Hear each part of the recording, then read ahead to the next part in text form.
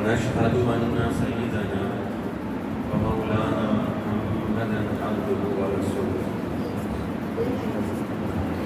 أما بعد فأعوذ بالله من الشيطان الرجيم بسم الله الرحمن الرحيم لقد جاءكم رسول من أنفسكم عزيز عليه ما عنتم حريص عليكم بالمؤمنين رؤوف رحيم صدق الله مولانا العظيم وبلغنا رسوله النبي الكريم الأمين رؤوف رحيم ونحن على ذلك لمن الشاهدين والشاكرين إن الله وملائكته يصلون على النبي يا أيها الذين آمنوا صلوا عليه وسلموا تسليما درود شریف پڑھے تمام اللهم صل على سيدنا ونبينا ومولانا محمد وعلى آل سيدنا ونبينا ومولانا محمد وبارك وسلم عليه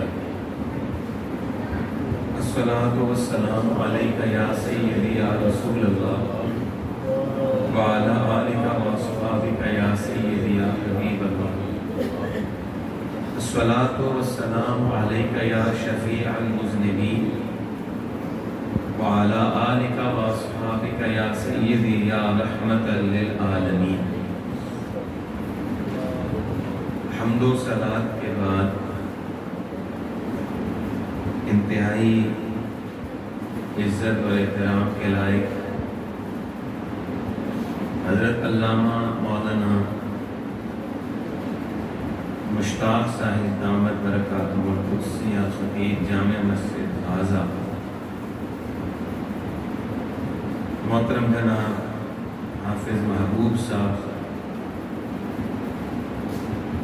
اور آج کی اس محفل میں تشریف فرما دیگر ثنا خانان مصطفیٰ کریم صلی اللہ علیہ وآلہ وسلم اور حضور علیہ السلام کے غلاموں، آج شب ولادت رسول ہے اور اس کا آغاز ہو چکا ہے، اور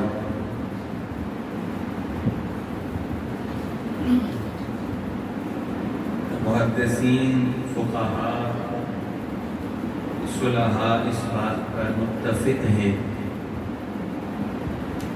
کہ لیلۃ القدر جو ہے وہ تو 1000 مہینوں پر بھاری ہے۔ وہ کہتے ہیں کہ شب ولادت رسول لیلۃ القدر سے بھی زیادہ فضیلت رکھنے والی رات ہے۔ اس کی وجہ یہ ہے کہ وہ رات بھی اسی کی وجہ سے اللہ نے عطا فرمائی، کیونکہ سابقہ امتوں کو تو یہ شب قدر کی نعمت میسر نہیں تھی۔ یہ شب قدر بھی اللہ نے حضور علیہ السلام کے وسیلہ جلیلہ سے آپ کی امت کو، آپ کے غلاموں کو عطا فرمائی ہے، کیونکہ صحابہ کرام رضوان اللہ تعالی علیہم اجمعین ہی نے یہ درخواست کی تھی، عرض کی تھی کہ یا رسول اللہ صلی اللہ علیہ وآلہ وسلم، جو گزشتہ امتوں کے لوگ تھے ان کی عمریں ہماری عمروں سے کئی گنا زیادہ تھیں، یہاں تک کہ 1000 مہینے بھی ان کی عمریں تھیں، تو 500 سال زندگی ہوتی تھی کسی کی 700 سال، کسی کی 900 سال، انہوں نے کہا یا رسول اللہ وہ تو ہم سے عبادت میں آگے نکل جائیں گے، کیونکہ ان کی عمریں زیادہ تھیں تو وہ عبادت بھی ہم سے زیادہ کر سکتے تھے۔ تو اس وقت اللہ تعالیٰ نے یہ سورہ قدر اپنے حبیب لبیب علیہ السلام کے سینے میں نازل فرمائی اور خوشخبری دی کہ محبوب اپنی امت کو خوشخبری دے دے کہ ان کی عمریں زیادہ تھیں، وہ زیادہ عبادت کیا کرتے تھے، اور آپ کی امت کو آپ کی وجہ سے ایک ایسی رات دے رہا ہوں خیر من الف شہر کہ وہ ایک رات 1000 مہینوں سے بھی زیادہ بھاری ہے، 1000 مہینوں سے زیادہ بہتر رات ہے۔ اس کا مطلب ہے وہ رات تو حضور علیہ السلام کی وجہ سے ملی، شب ولادت شب قدر سے بھی زیادہ افضل ہے، فضیلت والی رات ہے۔ اس رات میں آپ کی خدمت میں مجھے یہاں دوسری مرتبہ اللہ تعالیٰ نے آنے کی توفیق عطا فرمائی ہے۔ اللہ تعالیٰ آپ لوگوں کا اقبال بلند فرمائے۔ میں نے گفتگو کے لیے سورہ توبہ کی آیہ کریمہ نمبر 128 کی تلاوت کی ہے، جس میں اللہ تعالیٰ ارشاد فرماتا ہے لَقَدْ جَاءَكُمْ، بے شک آ چکے ہیں تمہارے پاس، رسول، ایک عظمت اور شان والے رسول، من انفسکم، جو تمہارے اندر سے ہیں، تم ہی میں سے ہیں، اور عزیز علیہ ما عنتم، جو تکلیف تمہیں ہوتی ہے اس کا درد اس رسول کو محسوس ہوتا ہے۔ تکلیفیں تمہاری ہیں، دکھ تمہارے ہیں، مسائل آپ کی، پریشانیاں آپ کی ہیں، لیکن ان کا درد حضور علیہ السلام محسوس کرتے ہیں۔ اتنے وہ مشفق اور نرم دل، حریص علیکم، اور تمہاری بھلائی کے خواہش مند رہتے ہیں۔ ہر وقت ان کی خواہش ہوتی ہے کہ تمہیں کوئی نہ کوئی خیر مل جائے، بھلائی مل جائے۔ بالمؤمنین رؤوف الرحیم، اور ان کی شان یہ بھی ہے کہ ایمان والوں کے لیے مشفق مہربان بھی ہیں اور نہایت رحم دل بھی ہیں ایمان والوں کے۔ برادران گرامی، اب میں ترجمہ کرنے کے بعد آگے پڑھوں گا۔ آیت کا آغاز ان الفاظ کے ساتھ ہوا کہ لَقَدْ جَاءَكُمْ، بے شک آ چکے ہیں تمہارے پاس۔ علامہ اسماعیل حقی رحمت اللہ علیہ تعالی نے روح البیان کے اندر یہاں لَقَدْ جَاءَكُمْ کے اوپر ایک نقطہ بیان کیا، اور حوالہ انہوں نے تعویلات نجمیہ کا دیا، اور نقطہ یہ ہے، وہ کہتے ہیں لَقَدْ جَاءَكُمْ کے الفاظ کے ساتھ اللہ نے اپنے حبیب کی ولادت کا ذکر کر کے اشارہ اس بات کی طرف کر دیا کہ آنے والا جو اب تمہیں دیا ہے یا تمہارے پاس آیا ہے، یہ میں خدا کی طرف سے تمہارے لیے ایک بہت بڑا تحفہ بن کے آیا ہے۔ گویا جاءکم کے الفاظ اشارہ کر رہے ہیں کہ رسول کریم مصطفیٰ کریم ایک عظیم تحفہ ہے، ایک جسیم تحفہ ہے، ہدیہ عظیمہ ہے۔ آپ دیکھیں، میری بات سنیں، آپ بھی جس سے محبت کرتے ہیں، حضور علیہ السلام نے فرمایا کہ محبت میں ایک دوسرے کو تحفے دیا کرو، محبت میں اضافہ ہوتا ہے۔ اچھا، جب آپ محبت کرتے ہیں تو آپ بھی تو تحفہ دیتے ہیں۔ بندے کے پاس غریب بندہ بھی ہونا تو کچھ اور نہ بھی ہو تو وہ عطر کی ایک شیشی کسی کو تحفے میں دے دیتا ہے. تحفہ کسی کو دینا یہ محبت کی علامت ہے, یہ محبت کی نشانی ہے. آپ محبت کریں تو آپ بھی تحفہ دیتے ہیں. میرے پیاروں, اللہ بھی اپنے بندوں سے محبت کرتا ہے, اللہ بھی اپنے بندوں سے محبت کرتا ہے. اور اللہ کی محبت ایک دفعہ حضور علیہ السلام نے ارشاد فرمایا, ایک عورت, اس کا بچہ, وہ مسلمانوں کی عورت نہیں تھی لیکن اس کا بچہ جنگ کے میدان میں گم ہو گیا, کھو گیا. وہ جس معصوم بچے کو دیکھتی تھی اسی کو اٹھا کے چھاتی سے لگا لیتی تھی دودھ پلانے کے لیے کہ یہی میرا بچہ ہے. اتنی وارفتگی ماں کی ہوتی ہے اپنی اولاد کے ساتھ, جس بچے کو دیکھتی وہ اسے اپنا ہی بچہ سمجھ کے چھاتی سے لگا لیتی. حضور علیہ السلام نے پوچھا, صحابہ کرام نے اس عورت کو دیکھ کر کہ یہ بتاؤ اگر اس عورت کو یہ اختیار دیا جائے کہ تم اپنے بچے کو آگ میں ڈال دو تو کیا یہ اپنے بچے کو آگ میں پھینک دے گی؟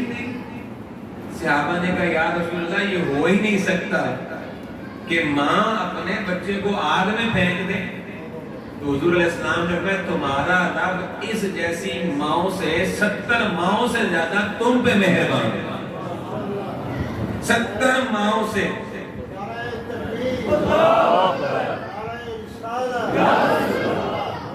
تمہارا رب 70 ماؤں سے زیادہ تم سے محبت کرتا ہے, تم سے پیار کرتا ہے.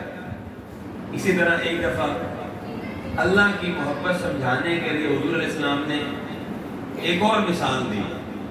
آقا علیہ السلام نے فرمایا کہ تم میں سے کوئی بندہ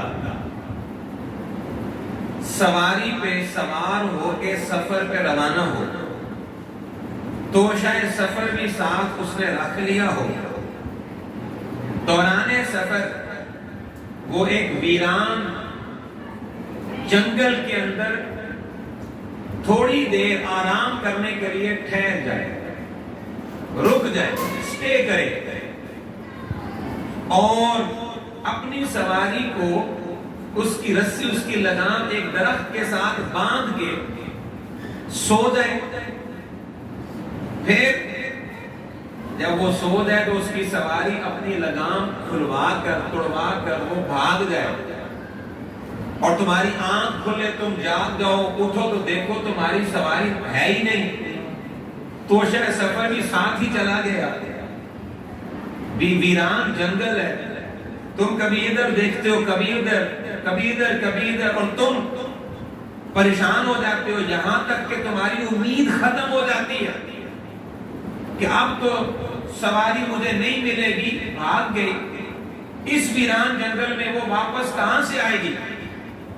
اور پھر آقا علیہ السلام نے فرمایا این اس موقع پہ تم مایوس ہو کر بیٹھ جاؤ یہ سوچ کر کے کہ اب تو مجھے یہاں پہ موت آ جائے گی, اس حال میں تو میں یہاں مر جاؤں گا. یہ نا امید ہو کر کے جب تم سوچ کے بیٹھ جاؤ کہ بس اب موت ہی تمہارا مقدر ہے, ظاہر ہے سواری بھی ختم, بھاگ گئی, توشہ سفر نہیں ہے, کھاؤ گے پیو گے نہیں. تو فرمایا حضور علیہ السلام نے لیکن این اس مایوسی کے اندر بتاؤ اگر تمہاری سواری اپنی رسی زمین پہ گھسیٹتے ہوئے خود بخود تمہارے پاس آ جائے اچانک سے, تمہیں کتنی خوشی ہوگی؟ صحابہ نے کہا رسول اللہ ہماری خوشی کا تو کوئی ٹھکانہ ہی نہیں ہوتا. یعنی بندہ نا امید ہو چکا تھا اور وہ یہ سوچ کے بیٹھ گیا تھا کہ میں تو اب مر ہی جاؤں گا یہاں پہ, کیونکہ اس بیابان جنگل میں تو سواری مجھے ملنے والی نہیں. حضور علیہ السلام نے فرمایا اس بیابان جنگل میں ایک مسافر جس کی سواری گم ہو گئی, بھاگ گئی اور وہ نا امید ہو کے بیٹھ گیا, تو اچانک اس کی سواری جب واپس آتی ہے تو اتنی خوشی اس مسافر کو اپنی سواری کے آنے پہ نہیں ہوتی ہے جتنی خوشی اللہ کو اس وقت ہوتی ہے جب اس کا بندہ بھاگا ہوا گناہ چھوڑ کر واپس اس کی بارگاہ میں آ جاتا ہے. اللہ کو ہوتی ہے کہ اس کا بندہ جب واپس اس کے پاس آ جاتا ہے. تو میں نے کہا حضور علیہ السلام نے خدا کی جو آپ سے محبت ہے اسے سمجھایا کہ اللہ بھی آپ سے محبت کرتا ہے. آپ جس سے محبت کرتے ہیں آپ اسے تحفہ دیتے ہیں. اللہ بھی محبت کرتا ہے آپ سے. رب الجلال نے فرمایا میں بھی محبت میں میرے بندو تمہیں تحفہ دے رہا ہوں. میں کیا تحفہ دے رہا ہوں؟ آسمان نہیں، زمین نہیں، مشرق نہیں، مغرب نہیں، شمال نہیں، جنوب نہیں، ستارے نہیں، چاند نہیں، سورج نہیں، مہتاب نہیں، شجر و حجر نہیں، مرغزار نہیں، چمنستان نہیں، لہلہاتے کھیت نہیں، سبزے نہیں، اور پربت نہیں، اور یہ سانسوں کی آمد و رفت نہیں، کچھ بھی نہیں. میں تحفہ تمہیں آج کیا دے رہا ہوں؟ میں تمہیں اپنا محبوب عطا کر رہا ہوں. میں تمہیں تحفہ دے رہا ہوں.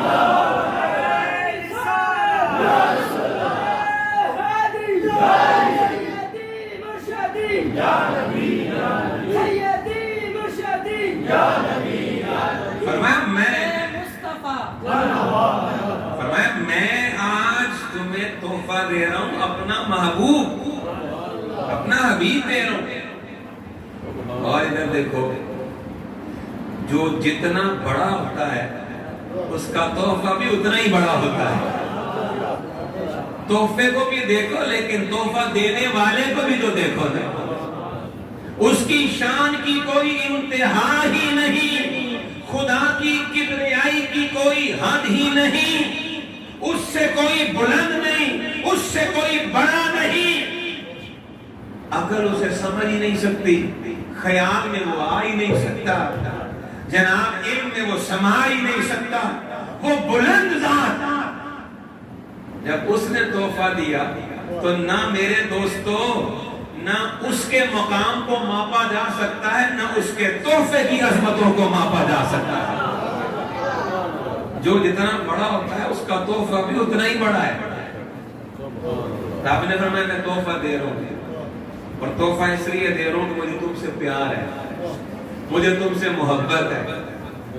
میں انسانوں، یار انسان کتنا عظیم ہے. باقی ساری کائنات کو اللہ نے پیدا کیا تو اللہ نے یہ نہیں فرمایا کہ میں نے اپنے ہاتھ سے پیدا کیا. اللہ نے یہ نہیں فرمایا. آسمانوں کے بارے میں نہیں فرمایا کہ میں نے اپنے ہاتھ سے پیدا کیا. زمینوں کے بارے میں نہیں فرمایا. چاند سورج کے بارے میں یہ نہیں فرمایا. ستاروں کے بارے میں یہ نہیں فرمایا. کہکشاؤں کے بارے میں یہ نہیں فرمایا. سریا کے بارے میں یہ نہیں فرمایا.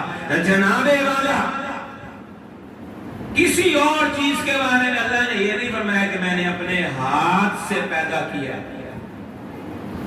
ایک واحد انسان ایسی مخلوق ہے جس کے بارے میں اللہ نے فرمایا میں نے اس کو اپنے ہاتھ سے بنایا بھی ہے اور اپنی روح اس میں پھونک دی ہے، اپنی روح اس میں ڈال دی ہے.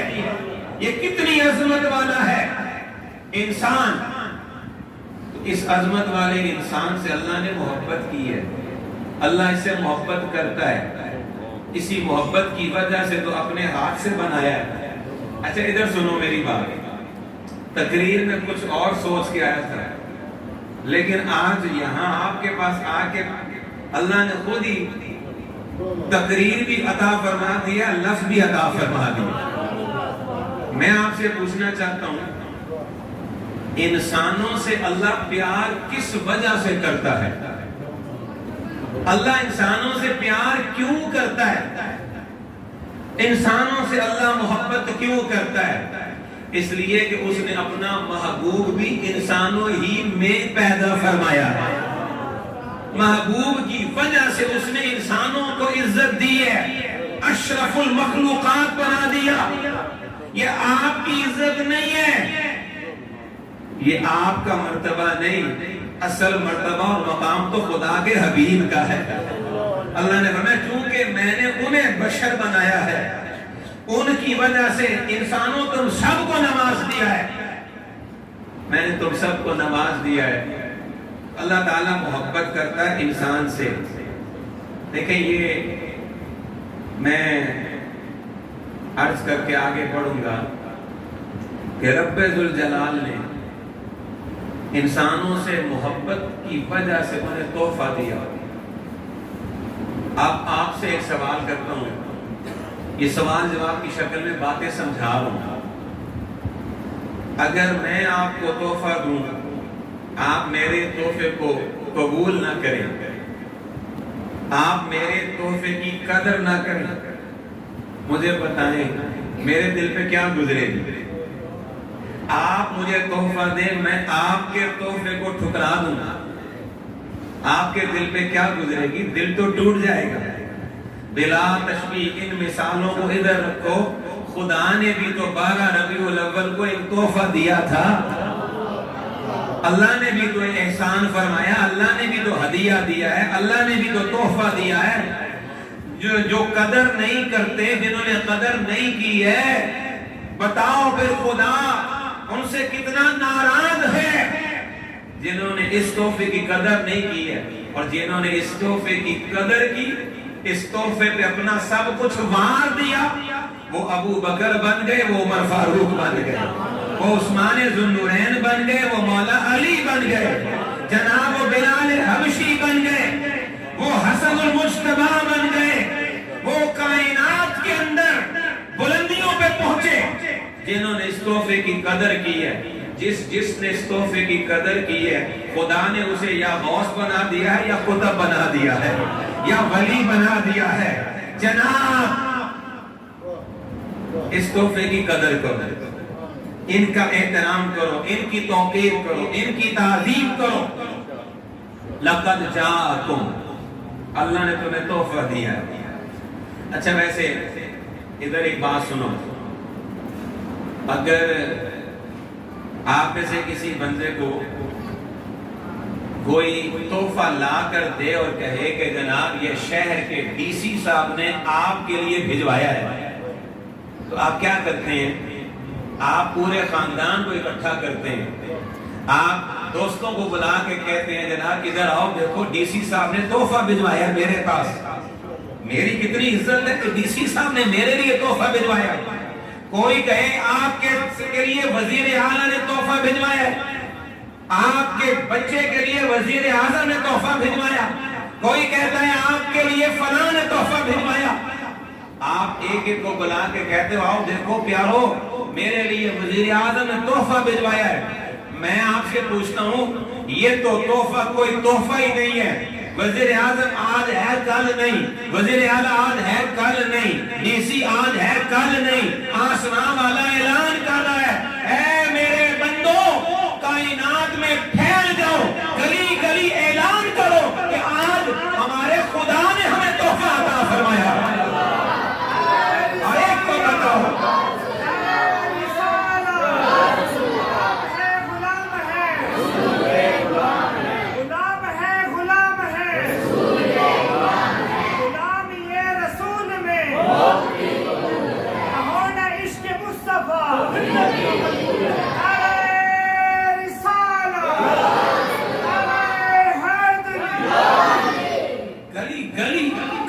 کریا نگر نگر، ڈگر ڈگر، بستی بستی، شہر شہر پھیل جاؤ اور اعلان کرو، بتاؤ کہ آج ہمیں خدا نے تحفہ عطا فرمایا ہے۔ جب یہ بتاؤ گے تو یہی عید بن جائے گی، یہی خوشی ہوگی، یہی عید ہے نا۔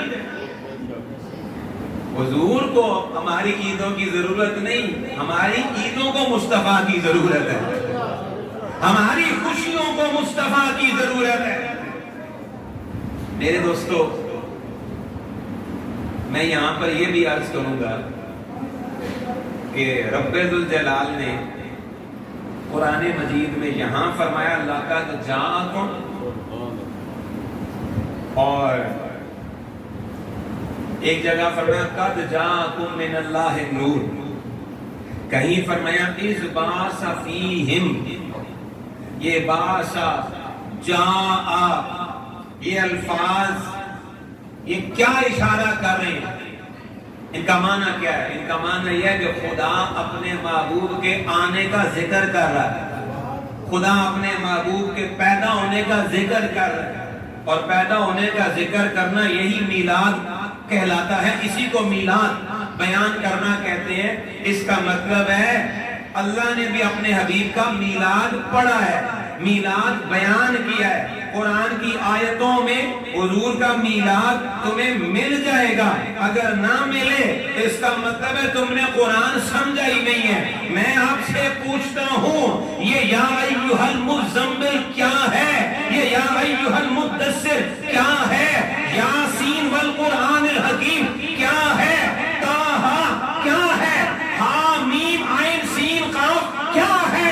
میں آپ سے پوچھتا ہوں قاف والقرآن المجید کیا ہے؟ لقد من اللہ علی المؤمنین یہ کیا ہے؟ قد جاءکم من اللہ نور کیا ہے؟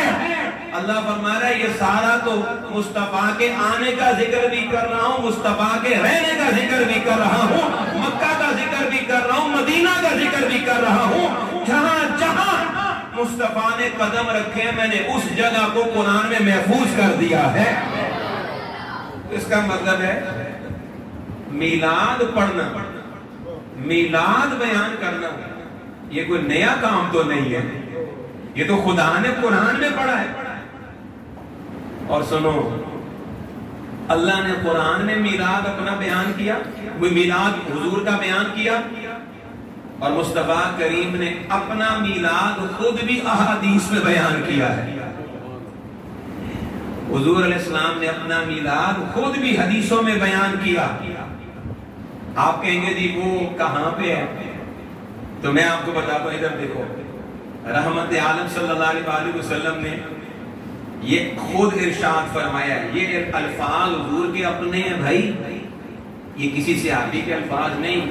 حضور علیہ السلام نے فرمایا کہ جب میں پیدا ہوا حضور علیہ السلام کے الفاظ ہیں، تو میری والدہ نے مجھے بتایا کہ جب میں پیدا ہوا تھا تو میری والدہ کے شکم سے ایک نور خارج ہوا تھا، ایک نور نکلا تھا، جس نور کے اندر میری والدہ کہتی ہیں میں نے بصرہ کے بازار دیکھ لیے تھے، شام کے محلات دیکھ لیے تھے، اور اس جگہ پہ چلنے والے اونٹوں کی گردنوں کو دیکھ لیا تھا۔ اب مجھے بتاؤ یہ ولادت کئی واقعات ہیں اور بیان کون کر رہا ہے؟ حضور خود بیان کر رہے ہیں۔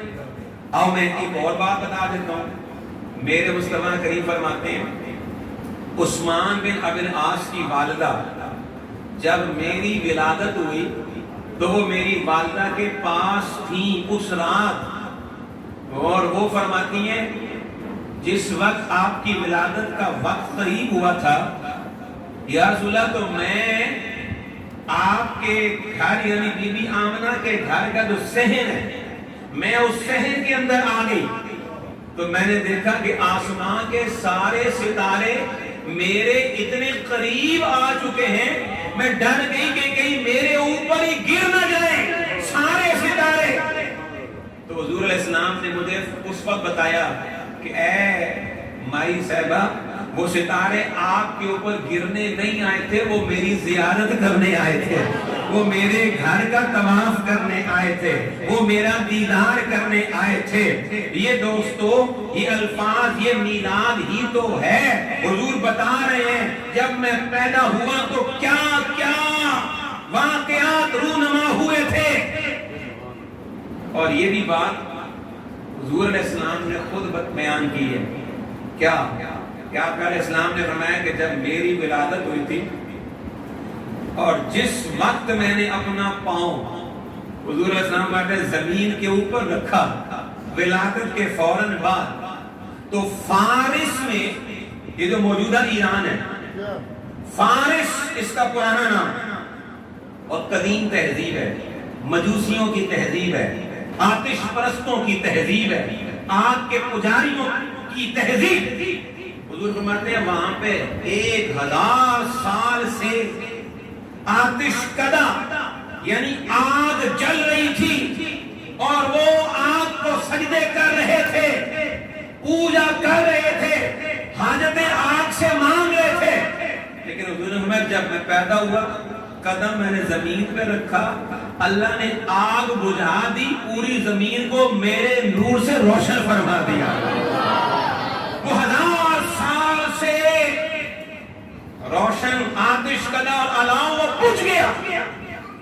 وہ جو فارس کے لوگ تھے وہ حیران ہو کے اپنے مذہبی پیشوا کے پاس چلے گئے کہ یہ اچانک اس کو ہو کیا گیا، یہ بجھ کیسے گئی؟ تو اس نے اہل کتاب سے پوچھا، اہل کتاب نے اسے بتایا یہ اس لیے بجھی ہے کہ آج اللہ نے اپنے آخری پیغمبر کو دنیا میں بھیج دیا ہے، ان کے قدم لگ گئے زمین پر، تو یہ ولادت ہی ہے، یہ میلاد ہی ہے۔ ایک بندہ مجھے کہنے لگا کہ یہ تو چلے ٹھیک ہے، ولادت کے واقعات بیان تو حضور نے کیے ہیں، میلاد تو حضور نے بیان کیا، لیکن یہ جلوس کیوں نکالتے ہیں؟ یہ آپ جلوس کیوں نکالتے ہیں؟ تو اور آپ جھنڈے کیوں لگاتے ہیں؟ تو میں نے کہا پہلے میں تمہیں جھنڈوں کا جواب دے دیتا ہوں۔ رحمت عالم صلی اللہ علیہ وآلہ وسلم نے خود یہ بات بیان کی ہے، جمال الدین ابن جوزی علیہ الرحمہ نے یہ حدیث نقل کی ہے، طبرانی نے نقل کی ہے، اور ابن عساکر نے نقل کی، سبل الہدی نے نقل کی ہے۔ حدیث کیا ہے؟ حضور علیہ السلام نے فرمایا کہ جس وقت میری ولادت ہوئی تو میری ولادت کا وقت جب قریب آیا تو اللہ نے جبریل کو حکم دیا 3 جھنڈے لگانے کا۔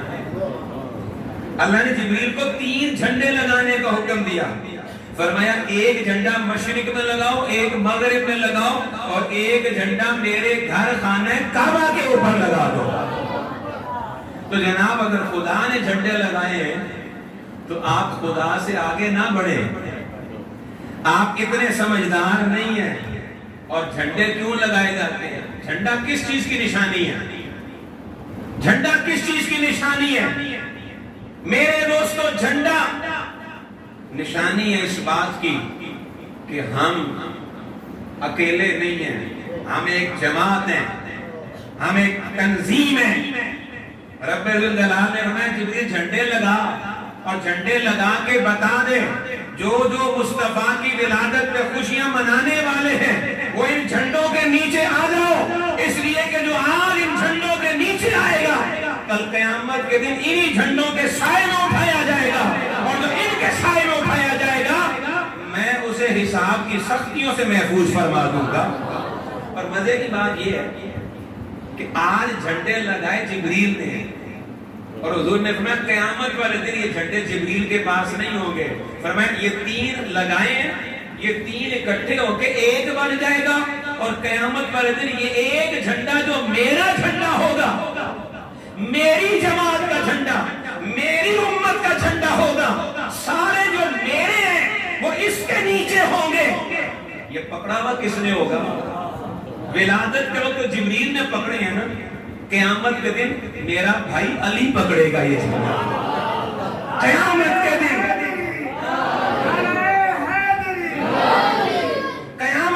میرا بھائی علی پکڑے گا۔ اچھا ایک بات بتاؤ، جس نے قیامت والے دن حضور کا جھنڈا پکڑنا ہے اور جو اس جھنڈے کے سائے میں قیامت والے دن ہوگا، نجات اس کی ہوگی۔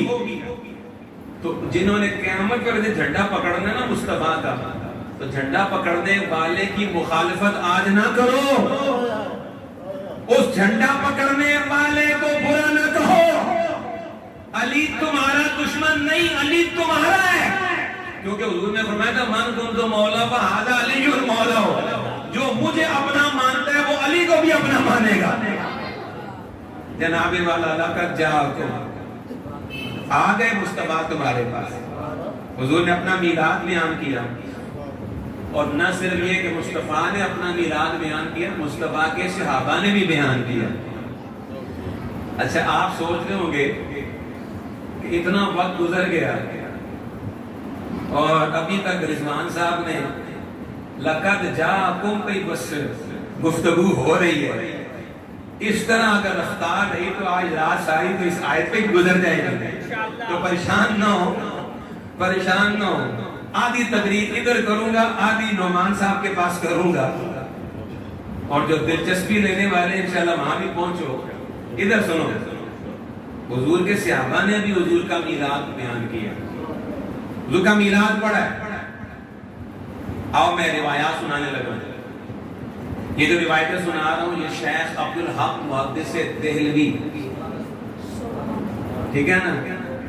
محقق اہل سنت شیخ محقق علی الاطلاع، انہوں نے ایک کتاب لکھی ہے جس میں عبدالحق محدث دہلوی علیہ رحمہ نے وہ ساری حدیثیں اکٹھی کی ہیں جن حدیثوں کے اندر حضور نے خود اپنا میلاد بیان کیا اور صحابہ نے میلاد بیان کیا۔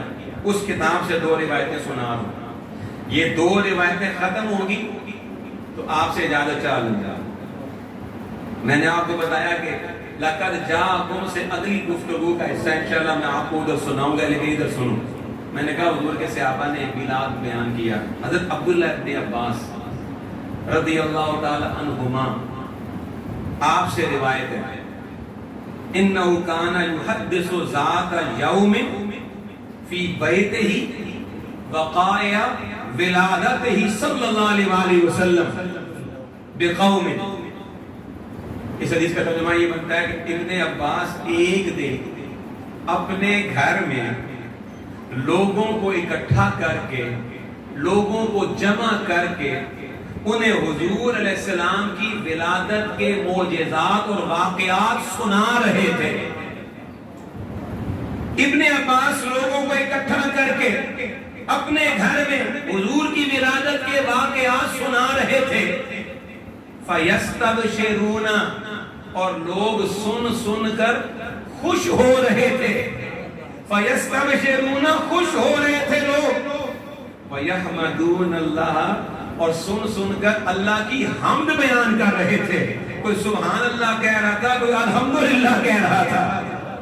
وَيُصَلُّونَ علیہ السلام، اور سننے والے حضور علیہ السلام پہ درود پڑھتے جا رہے تھے۔ اب ذرا اگلے الفاظ سنو، کیا محفل ہوگی۔ خطیب ابن عباس تھے، صحابہ آگے سامعین تھے، اور ابن عباس حضور کے میلاد کے واقعات سنا رہے تھے۔ صحابہ خوش بھی ہو رہے تھے، ذکر بھی کر رہے تھے، درود بھی پڑھ رہے تھے۔ فَإِذَا جَاءَ النَّبِيُّ علیہ السلام، اتنے میں نبی پاک علیہ السلام خود بھی محفل میں تشریف لے آئے۔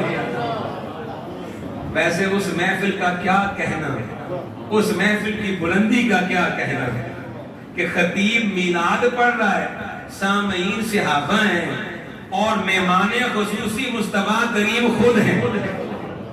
آپ کو تشریف لے آئے۔ جب حضور علیہ السلام تشریف لائے تو آپ نے ابن عباس کو مخاطب کر کے کہا کہ جاری رکھو، تقریر کرو، میں سننا چاہتا ہوں۔ وہ سناتے رہے۔ تو حضور علیہ السلام نے جب ان کی تقریر ختم ہوئی نا تو آقا علیہ السلام نے پتہ فرمایا، قال حلت لکم شفاعتی، جو بیان کر رہا ہے، جو سن رہا ہے میرا میلاد، تم سب کے لیے اللہ نے میری شفاعت کو واجب قرار دے دیا ہے۔ تم سب کے لیے میری شفاعت حلال ہو گئی۔ اور میں آپ کو بتانا چاہتا ہوں یہ صرف ان کے لیے نہیں تھی، حضور کے فیض کا سمندر محدود نہیں ہے، یہ ادھر کے لیے نہیں، قیامت تک جو آتے جائیں گے، بیان کریں گے، سنتے جائیں گے، خوش ہوں گے، ذکر کریں گے، درود پڑھیں گے، اس کے لیے یہ خوشخبری ہے کہ مصطفیٰ کی شفاعت اس کے لیے حلال ہو چکی ہے۔ اب ایک اور روایت سنو، ایک اور روایت۔ اچھا میں آپ سے ایک بات پوچھتا ہوں، ادھر پیغمبر کا منصب، نبی اور رسول کا جو منصب ہے وہ تو یہ تقاضا کرتا ہے کہ ان کے سامنے اگر کوئی غلط کام ہو رہا ہو تو وہ چپ نہیں رہتے ہیں۔ بولیے، نبی اور رسول کے سامنے اگر کوئی غلط کام ہو تو وہ چپ نہیں رہتے، وہ بولتے ہیں، وہ منع کرتے ہیں۔ اب دیکھو ابن عباس میلاد کے واقعات سنا رہے ہیں، صحابہ سن کے خوش ہو رہے ہیں، حضور سن رہے ہیں، مصطفیٰ کریم نے تو منع کوئی نہیں کیا، مصطفیٰ کریم تو خاموش ہو گئے اور سننے لگ گئے، منع کوئی نہیں کیا، بلکہ اس کے اوپر حضور نے تو دعا عطا فرما دی، خوشخبری عطا فرما دی۔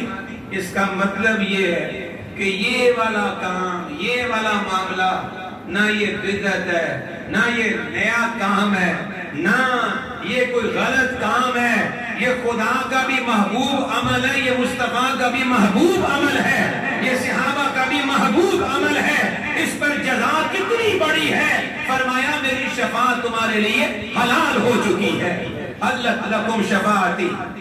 اب دوسری حدیث سنو، حضرت عامر انصاری رضی اللہ تعالیٰ عنہ، وہ اپنے بیٹوں کو، اپنی اولاد کو اور اپنے خاندان کے لوگوں کو جمع کر کے یعلم وقائع ولادت علیہ السلام، اولاد کو، قبیلے کو، خاندان کے لوگوں کو اکٹھا کر کے حضرت عامر انصاری انہیں حضور علیہ السلام کی ولادت کے واقعات سنا رہے تھے، اور سناتے سناتے انہوں نے یہ کہہ دیا ھذا اليوم ھذا اليوم ھذا اليوم، یہ والا دن ہے، اس دن میں حضور کی ولادت ہوئی تھی۔ وہ کہتے جا رہے ھذا اليوم، یہ وہ دن ہے، یہ وہ دن ہے۔ اس کا مطلب ہے حضور علیہ السلام کی نسبت والے دنوں کو یاد رکھنا اور اپنی اولادوں کو یاد کروانا صحابہ کی سنت ہے۔ جناب جس دن کی نسبت حضور کے ساتھ ہو گئی ہے وہ اولادوں کو وہ دن یاد کروائیں، جس رات کی نسبت مصطفیٰ کے ساتھ ہو گئی ہے اولادوں کو وہ راتیں بھی یاد کروائیں۔ بتائیں ان کو شب معراج کیا ہوتی ہے، بتائیں ان کو شب برات کیا ہوتی ہے، بتائیں ان کو شب میلاد کون سی ہے، بتائیں ان کو 12 ربیع الاول کیا ہے، اس میں کیا ہوا تھا، اس کا مقصد کیا ہے، صحابہ تو بتاتے تھے۔ معاف کیجیے،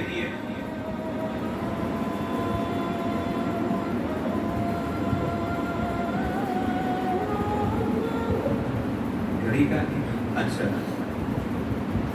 تو وہ تو بتاتے تھے اپنی اولادوں کو، اور معاف کیجیے جب تک مسلمان اپنی اولادوں کو بٹھا کر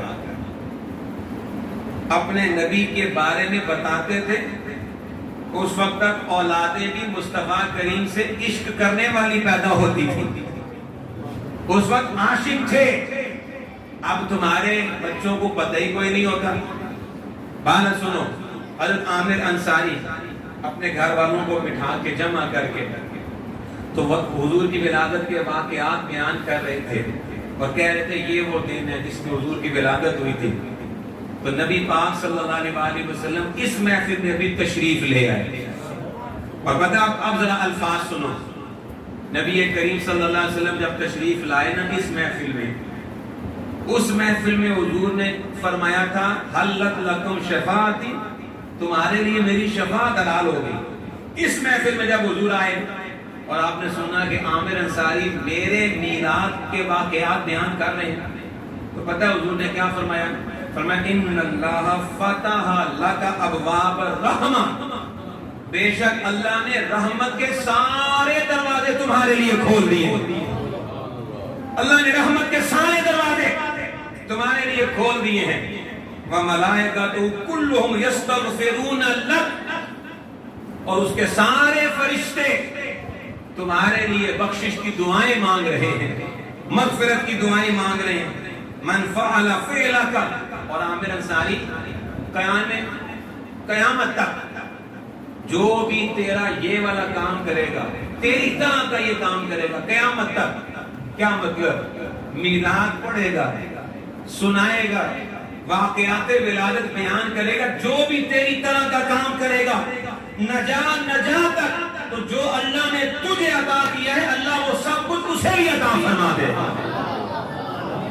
مشتاق سنا، یہ خوشخبری آپ کے لیے بھی ہے، یہ میرے لیے بھی ہے، یہ آپ کے لیے بھی ہے، لاہور والوں کے لیے بھی ہے، پنڈی والوں کے لیے بھی ہے، مکہ والوں کے لیے بھی ہے، مدینہ والوں کے لیے بھی ہے، 1400 سال پہلے والوں کے لیے بھی ہے، آج والوں کے لیے بھی ہے، بعد والوں کے لیے بھی ہے، کل والوں کے لیے بھی ہے، شمال والوں کے لیے بھی ہے، جنوب والوں کے لیے بھی ہے، مغرب والوں کے لیے، مشرق والوں کے لیے، جو مصطفیٰ کی ولادت کی وجہ سے خوش ہو رہا ہے اور ان کی ولادت کے واقعات کوئی بیان کر رہا ہے، کوئی سنتا جا رہا ہے، حضور کی خوشخبری ہر اس شخص کے لیے۔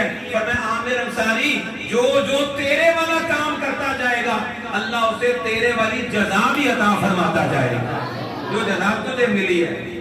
مطلب کیا؟ تمہارے لیے بھی رحمت کے دروازے کھلتے جائیں گے, تمہارے لیے بھی فرشتے مغفرت کی دعائیں کرنے لگ جائیں گے. میرے استاد محترم مفکر اسلام پیر سید حسین شاہ صاحب دامت برکاتہ القدسیہ نے ان سے ایک دفعہ یہ سوال پوچھا گیا کہ یہ جو آپ گلی گلی کریا کریا نگر نگر جماعت اہل سنت کے ناظم اعلیٰ کی حیثیت سے جہاں جاتے ہیں آپ لوگوں کو کہتے ہیں او یا رسول اللہ یا رسول اللہ یا رسول اللہ, اس میں حکمت کیا ہے؟ تو شاہ صاحب فرمانے لگے حکمت یہ ہے کہ جہاں یا رسول اللہ لگایا جائے گا نا نعرہ, حضور پہ درود بھی پڑھا جائے گا, حضور کا نام لیا جائے گا, تو میرا ایمان یہ کہتا ہے مصطفیٰ قدم رکھے زمین پہ تو مجوسیوں کی آگ بجھ جاتی ہے, مصطفیٰ قدم رکھے زمین پہ تو پوری زمین روشن ہو جاتی ہے.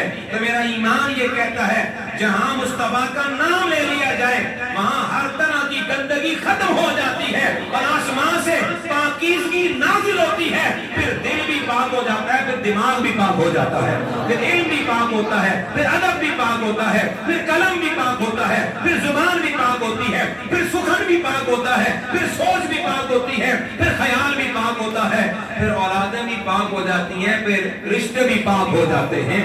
لقد جاءکم رسول من انفسکم, حضور علیہ السلام کی ولادت کے ذکر سے میرے دوستو زندگی ملتی ہے, حضور کی ولادت کے ذکر سے جلا ملتی ہے, ایمان کو, عشق کو, نظریے کو, عقیدے کو. اچھا میں آپ آخری بات عرض کر کے جو اجازت چاہوں گا کہ جناب کوئی بندہ دنیا میں مجھے ایسا دکھائیں, کوئی بندہ اپنی یادداشت کی طرف ذرا نظر دوڑائیں, سوچیں, یاد کریں کوئی ایسا بندہ ماضی میں یا آج, کوئی ایسا بتائیں مجھے کہ آپ اسے تحفہ دیں اور وہ آگے سے ماتھے پہ بل ڈال, آپ تحفہ دیں اور وہ منہ بنا لے, آپ تحفہ دیں اور وہ ناراض ہو جائے. ایسا تو کوئی بندہ ہوتا نہیں ہے, اور جو ایسا کرتا ہے لوگ کہتے ہیں یہ احمق ہے, یہ پاگل ہے, یہ بے وقوف ہے. ادھر سنو, آسمان سے اعلان ہوا لقد جاءکم, میں تحفہ دے رہا ہوں محمد عربی کی صورت میں. ابو بکر نے خوشی منائی, عمر نے خوشی منائی, علی نے خوشی منائی, اور عثمان نے خوشی منائی, بلال نے خوشی منائی, مدینہ والوں نے خوشیاں منائی, مکہ والوں نے خوشیاں منائی, ایمان والوں نے خوشیاں منائی. جنہوں نے خوشیاں منائی ان کا اندر بھی پاک ہو گیا, ان کا باہر بھی پاک ہو گیا. اور جنہوں نے منہ بنا لیے, جن کے ماتھے پہ بال پڑ گئے, جن کے پیٹ میں مروڑ اٹھنے لگ گئے, مجھے بتاؤ ادھر دیکھو, ادھر اندھیرے ہیں, ادھر ظلمتیں ہیں, ادھر تاریکیاں ہیں. اعلان ہوتا ہے کہ تحفہ ملے تو خوش ہوا جاتا ہے, ناراض نہیں ہوا جاتا. اور تحفہ دینے والا بھی جب اللہ ہو, اللہ کے تحفے پر خوشی بھی منائی جاتی ہے, لوگوں کو بتایا بھی جاتا ہے. لقد جاءکم, تو مجھے کہنے لگے کہ جلوس کیوں نکالتے ہیں؟ تو میں نے کہا جس وقت رحمت عالم صلی اللہ علیہ وآلہ وسلم غزوہ تبوک سے جب رحمت عالم صلی اللہ علیہ وسلم اپنے لشکر کے ساتھ مدینہ منورہ واپس پہنچے, تو ابھی آپ مدینہ میں داخل نہیں ہوئے تھے کہ آپ نے پیغام بھجوایا مدینہ میں. ماشاءاللہ, نعرہ تکبیر, نعرہ رسالت. حضرت علامہ مولانا صاحبزادہ ذیشان احمد مرتضیٰ صاحب جناب, بہت خوشی ہوئی جناب, اللہ تعالیٰ آپ کا اقبال بلند فرمائے. تو جب حضور علیہ السلام غزوہ تبوک سے اپنے لشکر کے ساتھ واپس پہنچے نا مدینہ منورہ, تو رحمت عالم صلی اللہ علیہ وسلم نے مدینہ میں داخل ہونے سے پہلے پیغام بھجوایا کہ میں آ رہا ہوں. تو ہوا پتہ کیا, حضور کے آنے کی خوشخبری سن کے چھتوں پہ بچیاں چڑھ گئیں اور عورتیں, اور گلیاں ساری بھر گئیں مردوں کے ساتھ, بوڑھوں کے ساتھ, اور ایک ہجوم اکٹھا ہو گیا, بہت بڑا جلوس اس وقت صحابہ کرام کی جو تعداد تھی وہ کوئی ہزاروں میں نہیں تھی، 1,00,000 سے بھی زیادہ تھی. اتنا بڑا جلوس تھا اس وقت. اور یہ وہ جلوس ہے جس جلوس نے ادھر حضور علیہ السلام کی سواری جب نظر آئی نا کہ آپ مدینہ داخل ہو رہے ہیں تو ادھر چھتوں سے آواز آنے لگ گئی، طلع البدر علینا من ثنیات الوداع وجب الشکر علینا ما دعا للہ داعی ایھا المبعوث فینا. یہ صدائیں بلند ہوئی تو مصطفیٰ نے تو نہیں فرمایا کیوں پڑھ رہے ہو، کیوں جلوس نکالا ہے. حضور نے جلوس بھی دیکھا اور نعت بھی سنی، ترانے بھی سنے، اور صرف سنے ہی نہیں، مدینہ میں آنے والوں کو دعائیں بھی عطا فرمائی ہیں. تو سنو، جلوس تو نکالے گئے، نکالے بھی صحابہ نے تھے اور حضور کی آنے کی خوشی میں نکالے تھے. پھر جناب طلع البدر علینا کے ترانے بھی پڑے تھے. تو آج اگر لاہور کی سڑکوں پر کوئی عاشق جھنڈا پکڑ کے نکلے اور وہ ہجوم بن جائے، کچھ ادھر سے اکٹھے ہوتے ہوتے ایک جلوس بن جائے، پھر آواز آ رہی ہو آمد مصطفیٰ تیری کیا بات ہے مجھے بتاؤ، اس کو نیا کام کیوں کہتے ہو؟ یہ تو وہی کام ہے جو صحابہ نے غزوہ تبوک سے واپسی پہ کر کے دکھایا تھا. میرے پیاروں، لقد جاءکم، آ گئے تمہارے پاس، آ چکے ہیں تمہارے پاس. میں اس سے آگے نعمان صاحب کی مسجد میں انشاءاللہ بولوں گا رسول من انفسکم، ان لفظوں کے ادھر گفتگو کروں گا. آیت کا اگلا حصہ چھوڑ کے جاؤں گا، یار زندہ صحبت باقی اگلے دورے میں جب لاہور آیا تو انشاءاللہ پھر تیسرا حصہ اس وقت سناؤں گا آپ کو. میرے استاد ویسے بھی فرماتے ہیں، ذیشان صاحب جانتے ہیں، قبلہ شاہ صاحب فرماتے ہیں، سید حسین شاہ صاحب دامت بقاتم القدسیہ، کہ ہماری تقریر جو ہوتی ہے ہم اسے پورا نہیں کرتے، چھوڑ کے تھوڑا سا جاتے ہیں تاکہ پیاس باقی رہے، تشنگی باقی رہے. سیر نہ کرو، تھوڑی سی پیاس چھوڑ دو تاکہ اگلی دفعہ آؤ نا تو بندے کو انتظار ہو کہ مولانا صاحب نے پچھلی دفعہ ادھر تک تو بیان کیا تھا، اس سے اگلے کا کہا تھا کہ میں پھر آؤں گا. اور ویسے میں آپ کو یہ بھی بتا دوں، اللہ نے ہمیں حافظہ بھی بڑا اچھا عطا کیا ہے. ہمیں پتہ ہوتا ہے کہ 10 سال پہلے جہاں پہ آئے تھے تو وہاں پہ آیت کیا پڑھی تھی، تقریر کیا کی تھی. انشاءاللہ اللہ تعالیٰ آپ کو ان خوشیوں میں اپنی رحمتوں کا نور عطا فرمائے. اللہ مشتاق صاحب کو اور عزت عطا فرمائے، ان کی مسجد کی انتظامیہ کو اللہ عزت عطا فرمائے، اس مسجد کو اللہ آبادی عطا فرمائے. آمین بجاہ سید المرسلین وآخر دعوانا ان الحمدللہ رب العالمین.